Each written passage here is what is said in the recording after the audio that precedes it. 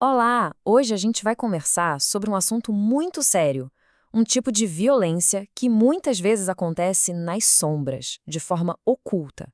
Pois é, existe uma forma de abuso que faz exatamente isso. Usa aquilo que uma pessoa mais ama como uma verdadeira arma contra ela. Bom, para a gente entender isso, vamos começar com um conceito principal, o de violência por procuração. É quando o alvo real não é a pessoa que apanha, que sofre o dano físico. Pensa bem, é um ato totalmente calculado. A violência acontece com uma pessoa, mas a intenção, desde o início, é ferir uma outra. É uma estratégia, e uma estratégia muito cruel, de ataque indireto. E o mais interessante é que essa forma específica de crueldade tem um nome. E dar nome a uma coisa, a gente sabe, é o primeiro e mais importante passo para poder lutar contra ela.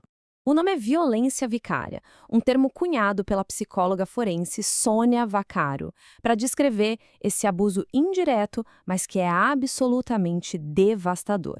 A palavra vicário, olha que interessante, ela vem do latim e quer dizer substituto, ou seja, aquele que ocupa o lugar de outro. Traduz perfeitamente a situação. E a Sônia Vaccaro chegou nessa definição depois de estudar muitos casos. Ela percebeu um padrão. Mesmo depois que o relacionamento acabava, o abuso continuava, só que agora canalizado pelos filhos. O agressor não parava de ser violento. Ele só mudava o alvo para continuar atingindo a ex-parceira. E isso não acontece de uma forma só, não. É, na verdade, uma estratégia com várias táticas terríveis. Pode ser violência física direta contra as crianças, ou ameaças constantes, ou pode ser uma manipulação psicológica tão forte que faz a vítima principal se sentir culpada pelo sofrimento de quem ela ama. Em alguns casos, os mais extremos, chega até a acontecer abuso sexual usado para destruir psicologicamente a vítima principal. O impacto de tudo isso é como um efeito dominó mesmo. Um estrago que vai se espalhando e causando um trauma gigantesco em todo mundo que está envolvido. Lá no estado de Roraima, por exemplo, existe a lenda de Cruviana, um espírito que prende as pessoas, que confunde. É uma metáfora muito forte para essa armadilha psicológica. E em Roraima, essa armadilha tem consequências bem reais, bem mensuráveis, que mostram um cenário social muito alarmante. Presta atenção nesse número: 150%.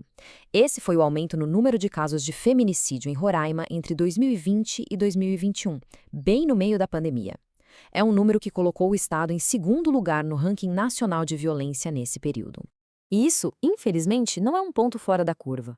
O estado vem aparecendo nos piores rankings do país em várias formas de violência contra mulheres e crianças, liderando em denúncias de abuso sexual, assassinatos de mulheres e estupro de vulnerável. É um padrão bem preocupante. Para as vítimas, tanto as diretas quanto as indiretas, as marcas psicológicas são muito severas e duradouras. A gente está falando de estresse pós-traumático, ansiedade, depressão, um sentimento de culpa que paralisa. O isolamento social acaba sendo quase que uma consequência inevitável, o que torna tudo ainda mais difícil, né? Fica difícil até de pedir ajuda. Mas olha, diante de um cenário tão devastador, existe um movimento para finalmente nomear e criar leis específicas contra essa forma de abuso aqui no Brasil. Vamos dar uma olhada em como isso está acontecendo? A peça-chave dessa mudança toda é o projeto de lei número 4.980, que foi apresentado agora em 2024. E o objetivo dele é simples, mas ao mesmo tempo muito poderoso: fechar uma brecha que existe na nossa lei.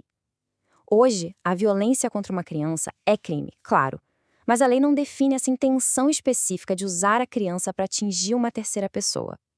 O que esse projeto faz é justamente incluir com todas as letras o termo violência vicária na legislação. Isso não é uma mudança isolada que vem do nada. A ideia é fortalecer todo um ecossistema de leis que já existem para proteger mulheres e crianças, como a Lei Maria da Penha, o Estatuto da Criança e do Adolescente, é criar uma rede de proteção ainda mais forte e mais sólida. Então, a gente chega ao ponto central de toda essa discussão. Dar um nome legal, oficial, para essa violência é, por si só, um ato de resistência profundo. Pensa comigo, sem uma definição oficial, essa forma de abuso continua invisível. E essa invisibilidade toda silencia as vítimas e torna praticamente impossível conseguir alguma medida de proteção que seja eficaz. Tem uma frase da escritora Audre Lorde que diz tudo: nosso silêncio não nos protegerá. Quebrar o silêncio em volta de um trauma é fundamental, não só para buscar justiça, mas para sobreviver. E dar um nome ao abuso é o primeiríssimo passo para que as vítimas possam finalmente falar e serem ouvidas. Reconhecer oficialmente a violência vicária é um passo gigantesco, sem dúvida. Mas isso deixa a gente com um desafio ainda maior, mais profundo.